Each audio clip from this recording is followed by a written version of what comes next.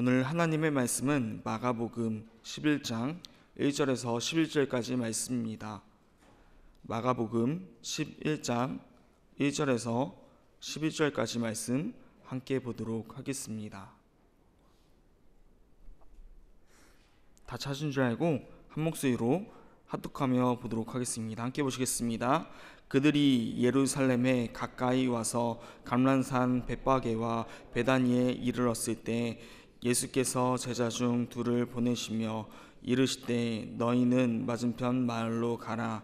그리로 들어가면 곧 아직 아무도 타보지 않는 나귀 새끼가 매어 있는 것을 보리니 풀어 끌고 오라. 만일 누가 너희에게 왜 이렇게 하냐 묻거든 주가 쓰시겠다 하라. 그리하면 즉시 이리로 보내리라 하시니 제자들이 가서 본즉 나귀 새끼가 문 앞에 거리에 매어 있는지라. 그것을 푸니 거기 서 있는 사람 중 어떤 이들이 이르되 나귀 새끼를 풀어 무엇 하려 하느냐 하며 제자들이 예수께서 이르신 대로 말한대 이에 허락한지라.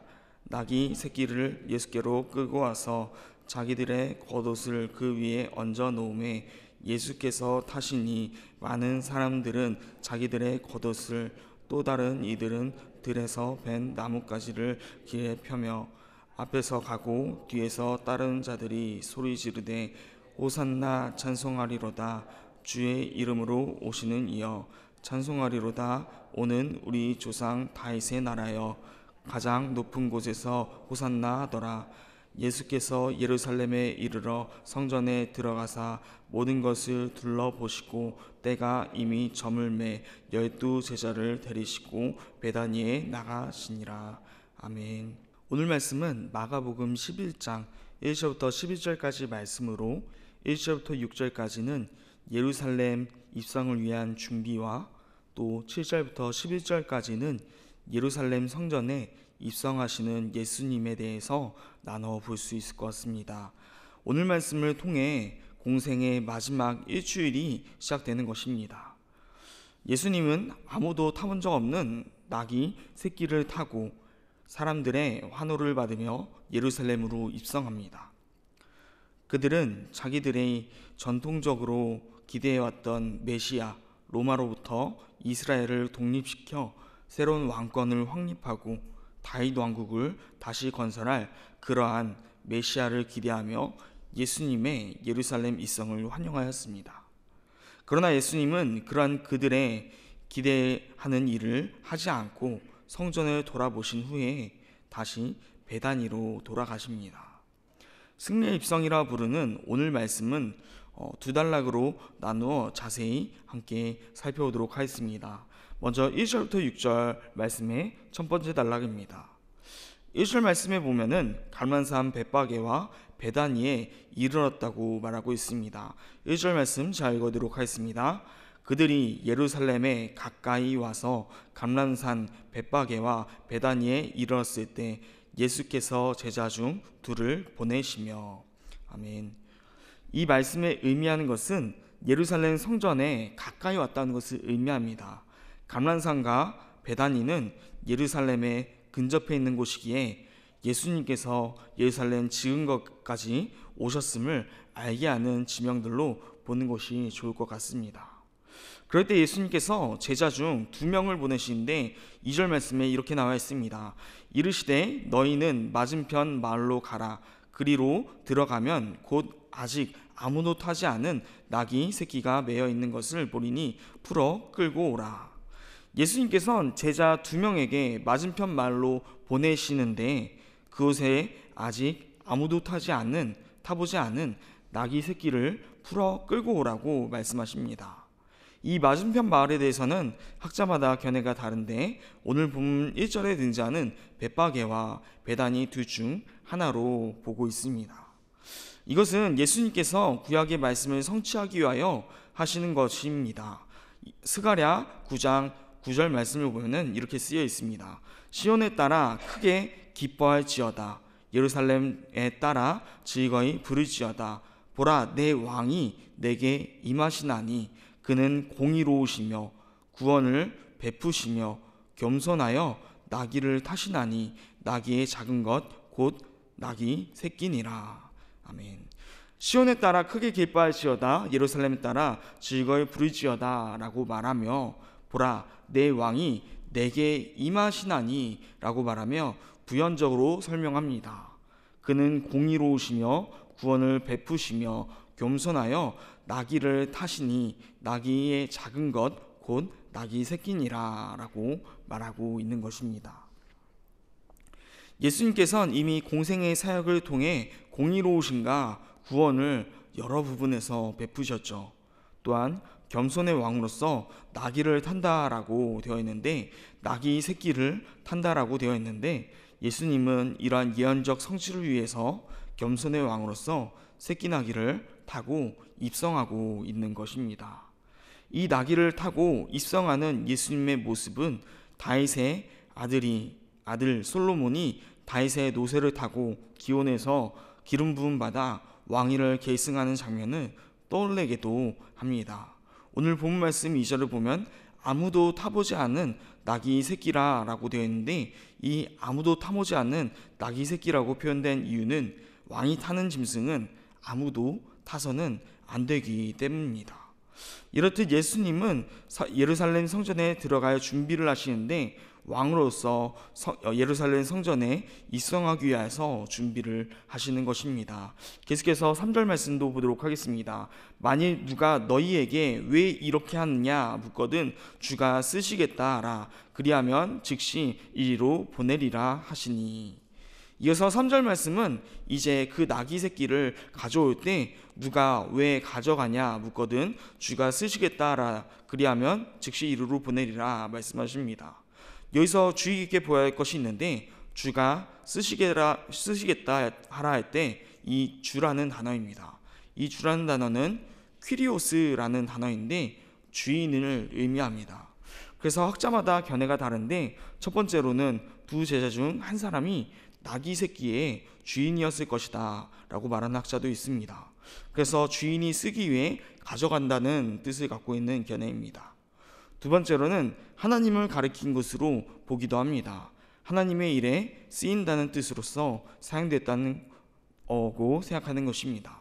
세 번째로는 메시아로서 예루살렘에 입성하게 될 예수님을 의미한다는 생각입니다.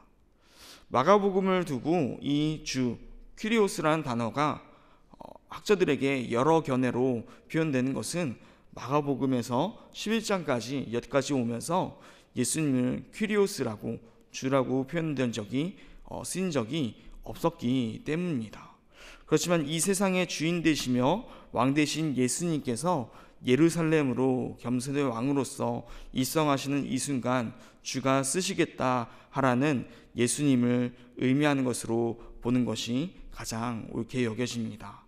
또한 3절 후반부에 그리하면 즉시 이리로 보내리라 라고 되어 있는데, 언뜻 그대로 읽으면 주가 쓰시겠다 말하면 그 나귀를 즉시 예수님께로 보낸다는 말로 보이지만, 다른 번역본을 보면 그렇지가 않습니다. 쉬운 성경을 보면 곧 이리로 돌려 보내실 것입니다 라고 번역하고 있습니다. 새 번역도, 공동번역 성경도, 우리말 성경도 같은 의미로서 번역합니다. 즉 주님께서 쓰시고 다시 돌려보내신다는 의미로 보아야 한다는 것입니다. 그리고 그 말씀대로 그들의 순종한 이 사건은 결국 예수님의 권위와 또 이러한 모든 것을 알고 말씀하시는 선견자적 능력에 대해서 말하고 있는 것입니다. 이러한 예수님의 말씀에 순종하여 두 제자는 나귀를 가져옵니다. 4절부터 6절 말씀인데 읽어드리도록 하겠습니다. 제자들이 가서 본즉 나귀 새끼가 문 앞에 거리에 매여 있는지라. 그것을 푸니 거기에 있는 사람 중 어떤 이들이 이르되 나귀 새끼를 풀어 무엇하려 하느냐 하매 제자들이 예수께서 이르신 대로 말한데 이에 허락한지라. 말씀대로 나귀 새끼를 발견하고 풀어오려 하니 서 있는 사람이 나귀를 왜 풀어가는지 물어봅니다. 이에 제자들은 예수님께서 말씀하신 대로 주께서 쓰시겠다 할 때 그들이 허락합니다. 제자들의 말을 듣고 아무 말 없이 허락한 것은 아마 그들이 예수님에 대해 이미 알고 있었고 또 그 권위에 복종하고 있었음을 보여주는 것입니다. 우리 또한 우리의 삶 가운데 예수님의 그 권위에 복종할 수 있는 자들이 되기를 소망합니다. 이들은 그 권위에 아무 말 없이 복종하는 모습을 보여줍니다. 우리는 예수님의 제자로 삶을 살아간다 하면서 삶 가운데 얼마나 그 말씀 따라 살아가고 있습니까? 예수님의 음성에 복종하며 또 하나님의 사랑과 이웃사랑을 실천하며 이 사순절 기간 자신의 십자가를 지고 예수님과 함께 나아가는 그런 시간이 되기를 소망합니다. 두 번째 단락인 7절부터 11절 말씀은 예수님의 예루살렘 입성하는 장면에 대해서 담고 있습니다. 7절 말씀입니다. 나귀 새끼를 예수께로 끌고 와서 자기들의 겉옷을 그 위에 얹어 놓음에 예수께서 타시니. 7절부터 10절까지 말씀은 예수님의 예루살렘 입성에 대해서 말하고 있는데 7절 말씀을 보면은 끌어온 나귀 새끼 위에 제자들이 겉옷을 그 위에 얹고 예수님이 타시는 모습이 나옵니다. 제자들이 겉옷으로 나귀의 안장을 대신하고 예수님이 그 위에 타시는 것은 예수님의 예루살렘 입성을 왕의 모습으로서 보았기에 제자들이 한 행동입니다. 어제부터 계속 겉옷에 대한 이야기가 나옵니다. 이 겉옷이라는 것은 수치를 가리는 역할도 하기도 하고 또 인격과 권위를 상징하기도 합니다. 예수님이 타실 이 나귀에 깔고 예수님이 앉았다는 것은 자신을 낮추며 예수님을 섬기는 예수님을 왕으로서 인정하는 모습을 나타내는 것입니다. 계속해서 8절부터 10절까지 말씀은 이렇게 말하고 있습니다. 많은 사람들은 자기들의 겉옷을 또 다른 이들은 들에서 벤 나뭇가지를 길에 펴며 앞에서 가고 뒤에서 따르는 자들이 소리 지르되 호산나 찬송하리로다 주의 이름으로 오신 이여 찬송하리로다 오는 우리 조상 다윗의 나라여 가장 높은 곳에서 호산나 하더라. 8절부터 10절까지 말씀은 많은 사람들이 자기의 겉옷을 마치 제자들이 자기의 겉옷을 나귀의 안장에 얹었던 것처럼 예수님 그리에 깔아두어서 예수님이 그 위로 지나가게 합니다. 예수님을 왕으로서 인정하는 모습을 보이는 것입니다. 열왕기하 9장 13절에 보면은 예후가 왕으로서 기름 부음 받은 후에 무리가 자신의 겉옷을 예후 밑에 까는 모습을 보이는 게 나옵니다. 이처럼 왕으로서 예수님의 예루살렘 입성을 환영하는 그런 행동이었던 것입니다. 또 다른 이들은 들에서 벤 나뭇가지를 펴며 호산나 외칩니다. 이것은 그토록 그들이 고대하던 메시아를 환영하는 것으로 최고의 존경과 환영의 표시였습니다. 또한 호산나는 구원을 의미하는 단어입니다. 이들이 오늘 말씀에서 호산나 외칠 때 함께 하는 말이 있는데 10절을 살펴보면은 오는 우리 조상 다윗의 나라여 라고 말하고 있습니다. 쉬운 성경 버전을 보면은 다가오는 우리 조상 다윗의 나라라고 표현하고 있습니다. 즉 지금 이들이 외치고 바라는 것은 인간적인 다윗의 자손 예수님께서 왕으로서 오셔서 다시 그 다윗의 나라가 이 땅 가운데 세워지기를, 로마의 압제로부터 해방되어서 자신들을 통치해 주기를 바라고 있는 것입니다. 어제 말하였던 동상이라는 단어가 기억나십니까? 오늘 말씀도 똑같은 것입니다. 예수님이 왕으로서 예루살렘을 입성하는 것은 십자가 지심으로 우리를 죄에서부터 해방시키시고 우리를 죄에서부터 구원하여 진정한 하나님 나라를 이루려 하신 것이지만, 백성들은 똑같은 예수님의 예루살렘 입성을 바라보면서 로마로부터 그들을 해방시키시고 구원하기를 원하는 마음으로 호산나 구원하소서 외치고 있는 것입니다. 그리고 다윗의 나라가 임하기를 원하는 것입니다. 이 구원은 죄로부터 구원되기를 원하는 마음이 아니라 로마의 압제로부터 구원을 원하는 육신적인 마음이었던 것입니다. 오늘 말씀을 묵상하면서 우리가 꿈꾸는 다윗의 나라가 무엇일까에 대해서 생각해 보게 되었습니다. 다 각자만의 다윗의 나라가 있을 것입니다. 하나님 나라가 이 땅에 임하기 위하여선 섬겨야 하고 또 십자가를 지셔야 하고 죽어야 하지만, 다윗의 나라가 이 땅에 임하려면 하나님의 심판이 임하여야 하며 내가 원하는 대로 모든 것이 흘러가야 되고 내가 좋아하는 것, 내 뜻대로 모든 것이 흘러가야 합니다. 그것이 옳은 것이고 맞는 것이라고 생각하기 때문입니다. 오늘 하루 살아가실 때 내가 이 땅에 하나님 나라를 구하고 있는지, 아니면 다윗의 나라, 내가 소망하고 내 뜻대로 되어가는 육신적인 그 나라가 임하기를 원하는지 계속해서 점검하며 나아갈 수 있길 바랍니다. 구분하기 어려울 수도 있습니다. 하지만 의외로 간단합니다. 하나님의 나라인가, 내 뜻에 따른 내가 원하는 다윗의 나라인가의 차이는 그곳에 예수님의 십자가가 있는가를 보는 것입니다. 내가 원하는 다윗의 나라는 영광이 있으며 열망함과 기쁨과 감사함이 있는 듯 하지만 그곳에는 십자가가 없다는 것입니다. 그리고 하나님 나라는 십자가가 세워짐을 통하여 이 땅에 임하게 되시는 것입니다. 오늘 하루 살아가실 때 우리 가운데 그 십자가가 임하길 소망합니다. 백성들은 십자가가 아닌 자신들의 영광과 자신들이 바라보는 곳으로 나아가며 마지막엔 그렇지 못한 예수님께 실망하며 예수님을 십자가에 못 박게 되어집니다. 내가 바라는 나라가 아닌 하나님의 나라가 이 땅에 임하기를 소망하며 주님의 십자가를 이 땅 가운데 세워나갈 수 있는 그런 하루가 되길 소망합니다. 그렇게 오늘 말씀 마지막 11절 말씀에 이렇게 말하고 끝이 납니다. 함께 11절 말씀 함께 읽어보며 마칠 수 있도록 하겠습니다. 11절 말씀 함께 보도록 하겠습니다.